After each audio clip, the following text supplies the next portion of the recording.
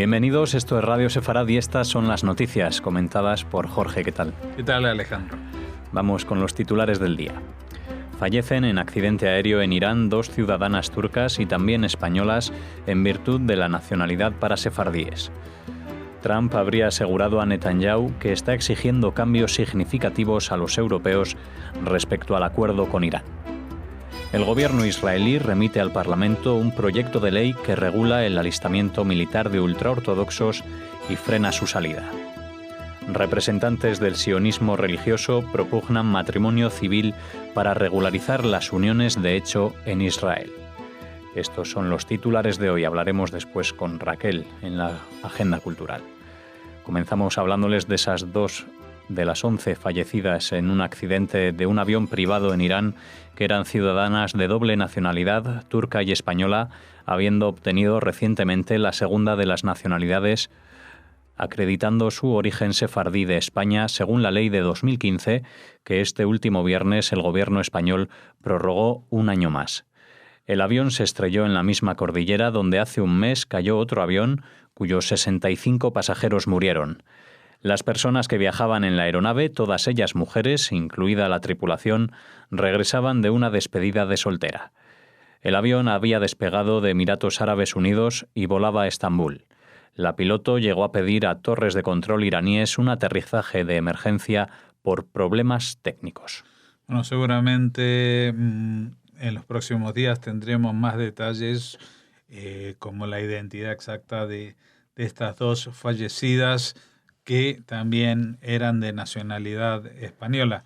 Realmente un hecho luctuoso que simplemente justo coincide en el tiempo con lo que habíamos anunciado la semana pasada. Efectivamente, el viernes el Consejo de Ministros de España prorrogó un año más la ley del 2015, esta famosa ley de nacionalidad para los sefardíes descendientes de España, o sea, cuya origen estaba en España.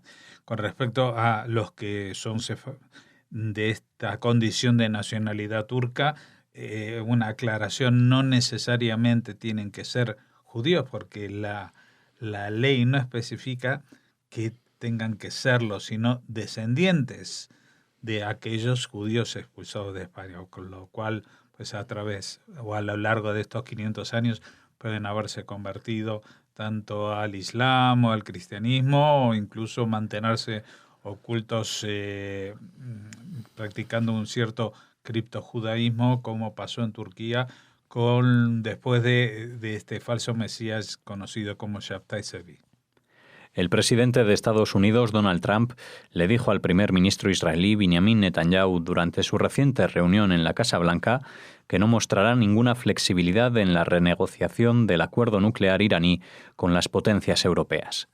Trump le aseguró al primer ministro que está exigiendo cambios significativos en el acuerdo de 2015, pero que hasta ahora Alemania, Francia y el Reino Unido solo han ofrecido cambios cosméticos. La administración Trump exige enmendar el acuerdo nuclear para poner fin a sus cláusulas de caducidad, incorporar la prohibición de las pruebas de misiles balísticos y ampliar el acceso de los inspectores a los sitios militares iraníes.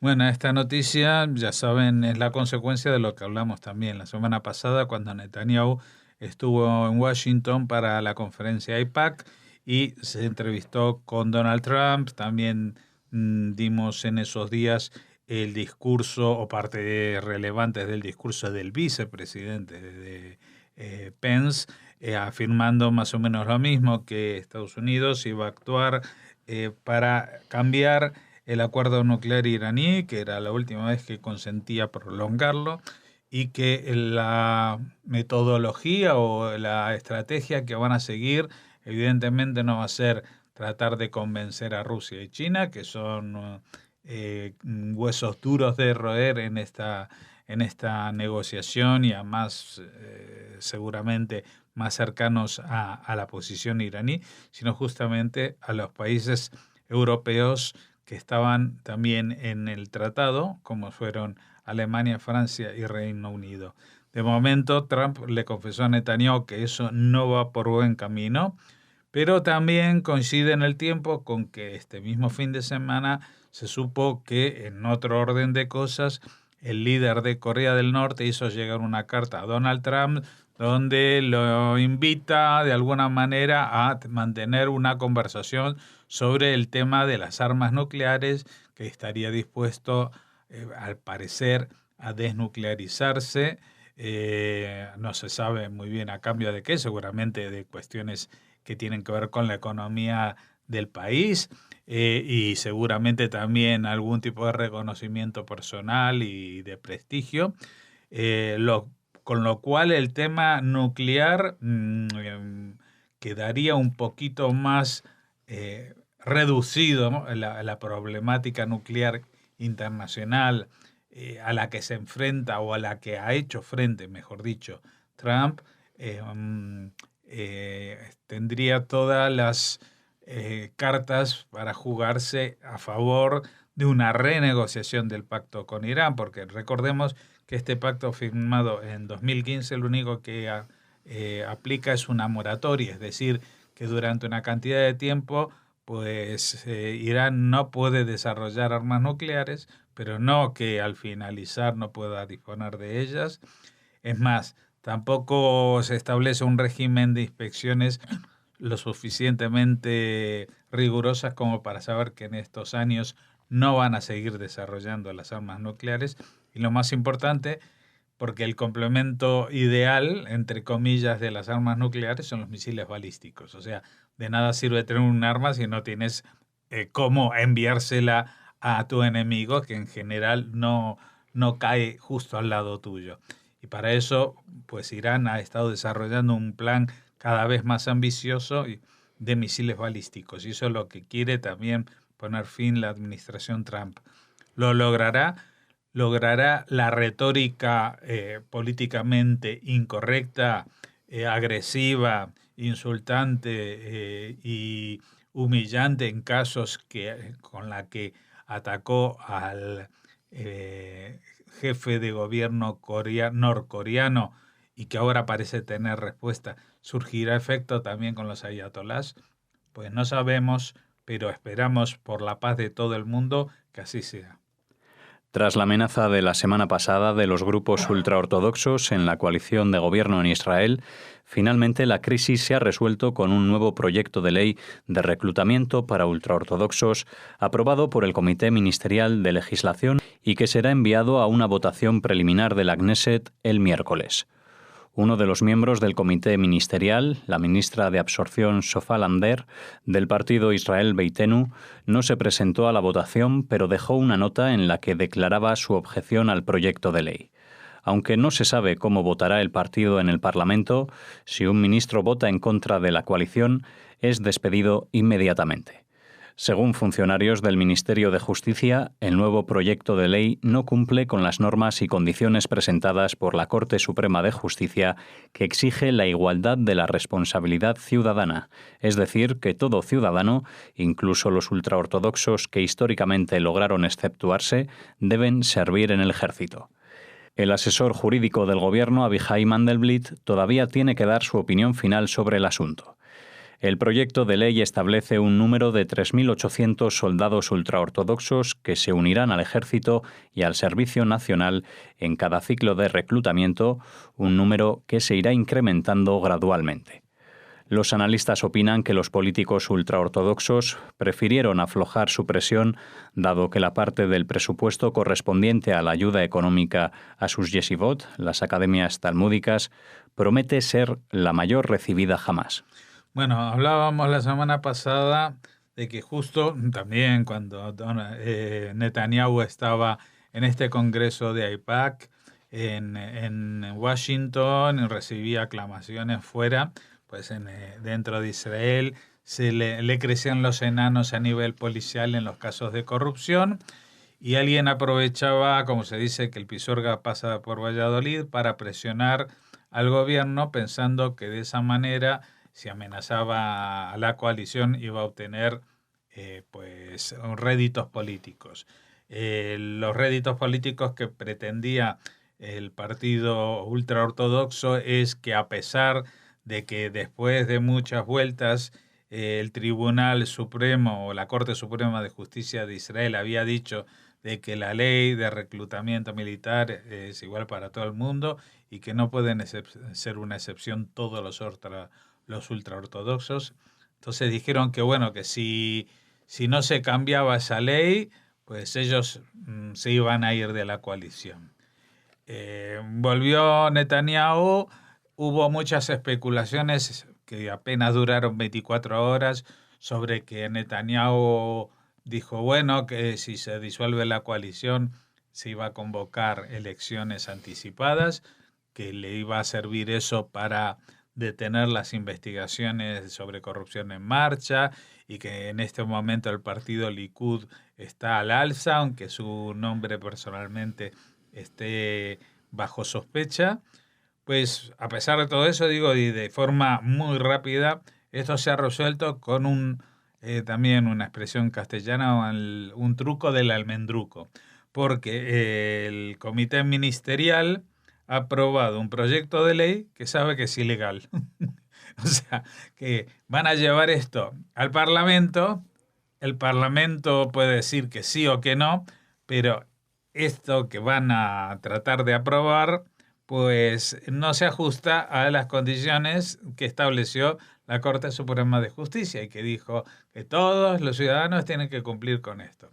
Porque lo que propone esta nueva ley es una especie de cuotas, cuotas que van a ir incrementando. Se van a decir, bueno, no decimos de que no se va a implementar la ley, pero vamos a empezar despacito, vamos a empezar de a 3.800 personas. No todos van a tener que ir al ejército, algunos pueden hacer servicio social sustitutorio, con lo cual entrarán, supongo, por decir un número, 1.500 o 2.000 soldados, que debe ser más o menos la cantidad de soldados ultraortodoxos que con ley o sin ley todos los años se adhieren y entran en el ejército, con lo cual pues no iba a cambiar nada. ¿Qué va a pasar con todo esto? Pues que entre que primero pase por el abogado del Estado, el equivalente a eso que es el asesor jurídico Avichai Mandelblit, para decir si esto se puede presentar. Luego que pase por el Parlamento. Las leyes en Israel se tienen que aprobar, tienen que someterse a 3 lecturas en el Parlamento. No se puede decir voto una vez y ya está aprobado. Tiene que pasar por 3 votaciones. Como esto va a pasar por la primera votación por mayoría y los de Israel Beiteinu no van a poder votar en contra porque si no se tienen que ir de la coalición, pero se van a abstener y la oposición va a votar en contra, pues esto va a pasar a una segunda vuelta y luego se va a aprobar una moción que diga, bueno, esto es una nueva situación que tiene que nuevamente examinar la Corte Suprema de Justicia y con eso vamos a ganar un poquito más de tiempo, unos cuantos meses más y unos cuantos meses más para la coalición y el gobierno de Netanyahu, que en definitiva es el objetivo último de este primer ministro, que realmente uno puede estar muy en contra de sus formas de gobierno, puede estar muy en contra de sus decisiones de gobierno e incluso quedarse asombrado de algunos aspectos de cómo se manejan la economía en la casa de familiar respecto a los gastos que se gestionan a cargo del presupuesto público. Pero lo que nadie puede negar es que es el rey de las maniobras políticas, por lo menos a nivel israelí. O sea, consigue cosas y en tiempo récord que ya todos los periodistas daban por finiquitada esta coalición. Decían, bueno, los ultraortodoxos se han puesto así, pues lo que va a pasar es elecciones anticipadas. No, sacan esta ley y mientras tanto los del ultraortodoxos apoyan esta ley. ¿Por qué le apoyan esta ley?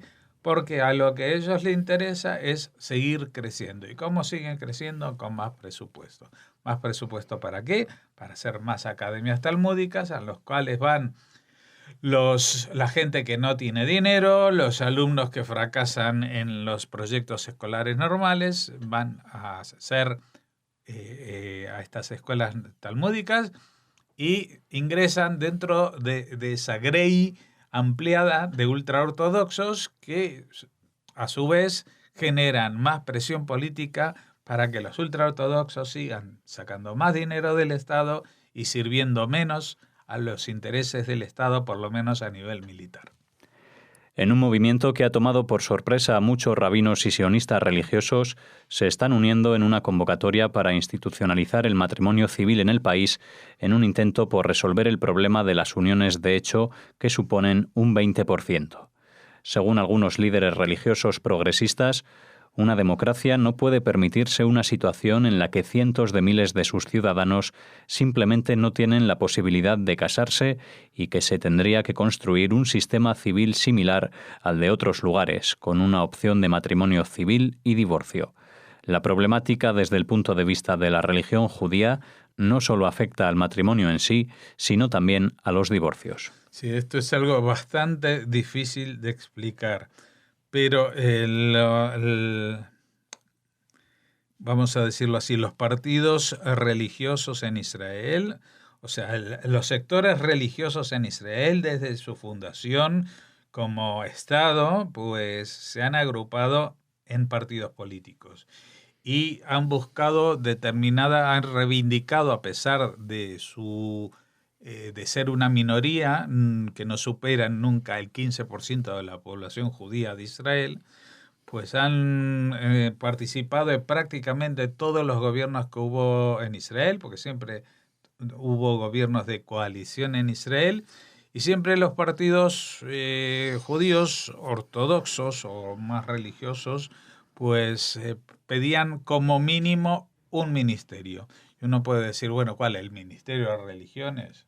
El Ministerio de Economía, eso ya sería aspirar a mucho, o el de Relaciones Exteriores, no tenían suficiente fuerza. No, ellos buscaban el Ministerio del Interior, y uno dice, bueno, pues ¿qué pasa? ¿Quieren policías religiosos? No, lo que quieren es lo que controla el Ministerio del Interior, que es los matrimonios civiles, los nacimientos y cómo se considera a una persona dentro de la ley israelí como judío o no judío.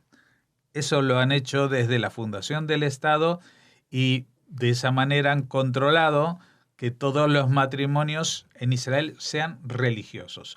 No todos los matrimonios tienen la obligación de ser matrimonios judíos, por supuesto, pero los que llevan, los que ofician un matrimonio en Israel siempre son ministros religiosos. Es decir, si hay un matrimonio entre cristianos, pues el cura es el que firma el papel que se envía al Ministerio del Interior y certifica la boda. Lo mismo entre dos musulmanes.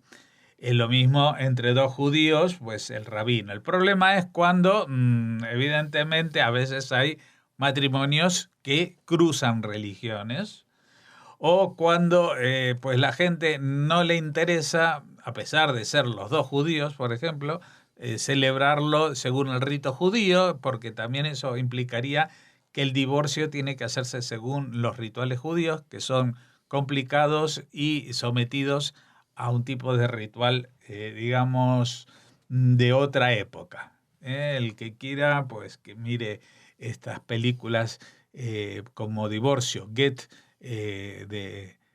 ahora no me acuerdo el nombre de la directora de cine, pero es una película que ha tenido mucho éxito y se ha proyectado en muchos lugares. Entre otras cosas, que en el que otorga el divorcio es el hombre, aunque la mujer demuestre que la ha dejado abandonada y que vive con otra mujer, pues ella no puede obtener el divorcio y por lo tanto no puede volver a casarse, al menos por el rito judío. ¿Qué pasa? En Israel hay muchos contratos matrimoniales que no son bodas civiles, pero sí son contratos que establecen lo que en España se llamarían parejas de hecho. Lo que pasa es que esta situación, aparte de ser irregular, está llegando a límites muy elevados. El 20% de la población, de la población están en parejas de hecho, pero no porque estén en contra de lo que significa el matrimonio, sino que están en contra de lo que significa el matrimonio religioso. Y por primera vez, porque esto parecía algo que venía ya de nacimiento con el vivir en Israel, que no había opción de cambiarlo, pues algunos líderes religiosos más progresistas están diciendo que, bueno, que habría que replantearse esto, ¿vale? Todavía no ha cambiado nada, pero el hecho de que ya han salido algunas voces reclamando este cambio es todo un signo el espíritu de los tiempos que se pueden llegar a avecinar, y te aseguro que para Israel, si hubiera un cambio en la ley del matrimonio civil, aunque en el mundo no lo entendieran, sería más trascendental y dominaría más la opinión pública que todos los temas de seguridad de los que se hablan de Irán, de Hezbollah, Hamas y otros muchos asuntos de los cuales tratamos aquí diariamente. Pues así cerramos estas noticias, al menos la primera parte. Hacemos una pausa y volvemos con la agenda cultural.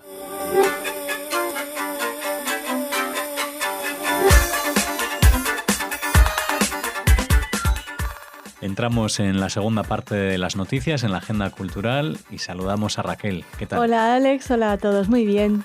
Bueno, vamos a trasladarnos a Barcelona a hablarles de algo que habíamos comentado ya en Radio Sefarad. Sí, lo hicimos nosotros en la agenda cultural, y después nuestra corresponsal en Barcelona, Sara Caló, entrevistó al artista del que se expone ahora en el edificio histórico de la Universidad de Barcelona su mural titulado En memoria de las víctimas del Holocausto. Se expondrá desde este 13 de marzo al 22.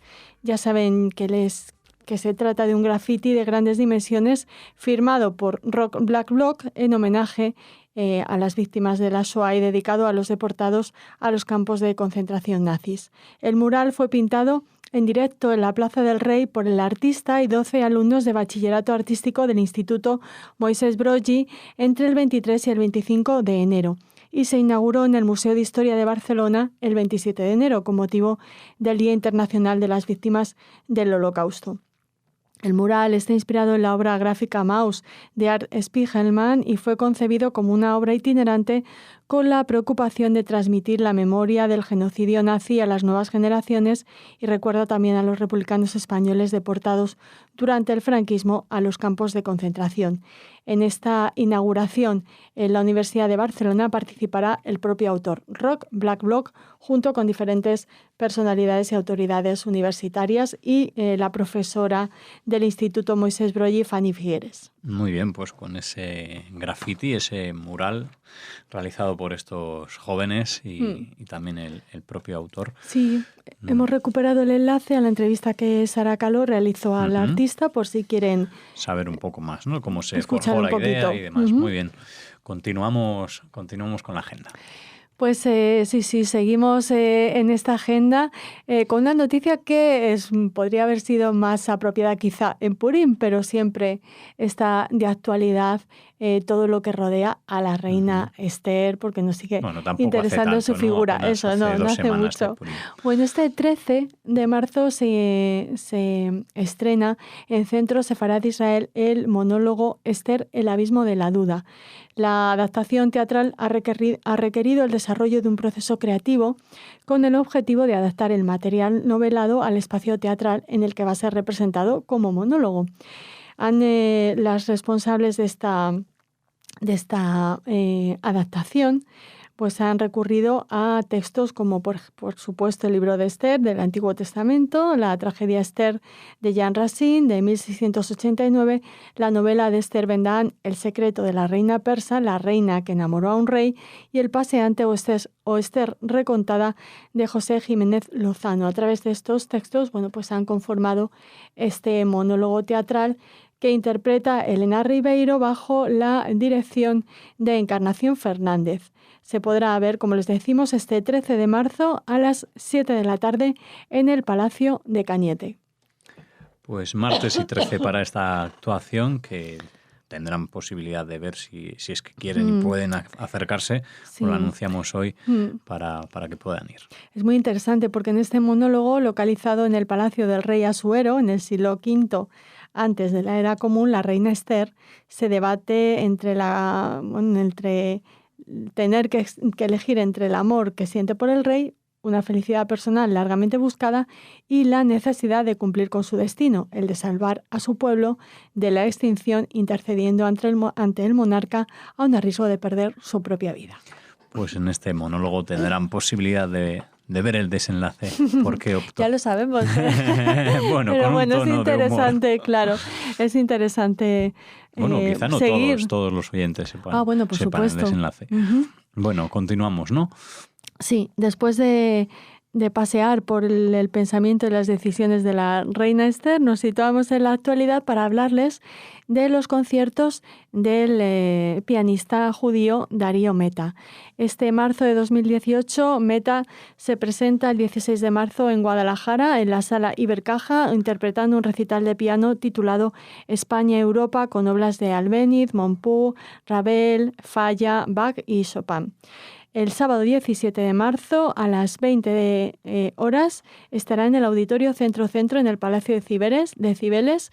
El concierto se llama El Aperitivo y se ofrecerán obras de Manuel de Falla. Es un concierto auspiciado por la Fundación Piu Mosó.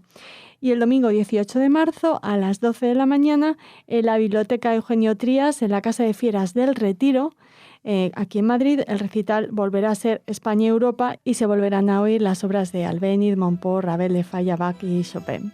Muy bien, Raquel, pues muchas gracias por esta agenda que hace que la semana continúe como en las noticias de los lunes, con buen humor y con temas interesantes que de momento, no sé mañana, pero no nos hacen pensar en cosas tan trágicas como en otras ocasiones.